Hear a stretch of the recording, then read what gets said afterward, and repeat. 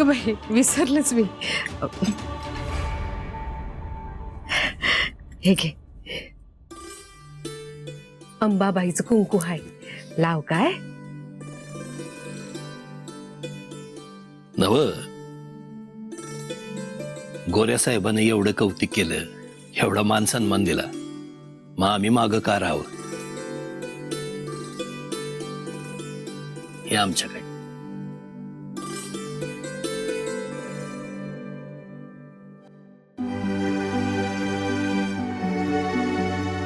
दागिना? भाऊ हे काय दागिना?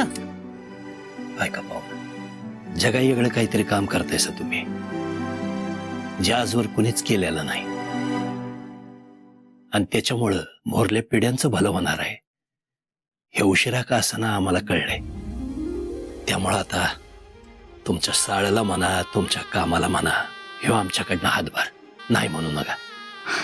आबा बोरी मोहरत चालत राहायचं बरं का.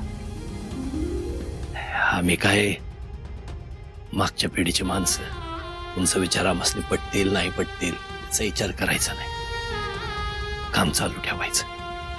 आबा एकमय समाज निर्माण करण्याचं सुंदर स्वप्न सावित्रीच्या डोळ्यांनी पाहिले मी. आम्हाला हा समाज शोषणापासून विषमतेपासून मुक्त करायचा आहे,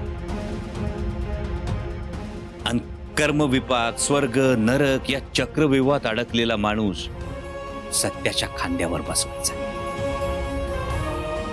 त्यासाठी तुमच्या सगळ्यांची सोबत पाहिजे. ह्यो असा काहीतरी बोलायला लागला की माझ्या उरात धडकीच भरती बघा. आता शाळा सोडून बाकी काय करू नकच बाबा.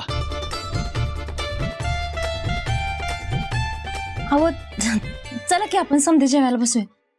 अहो पाहुणे असणे हात धुया पाणी द्या की. दादा चला. अरे असं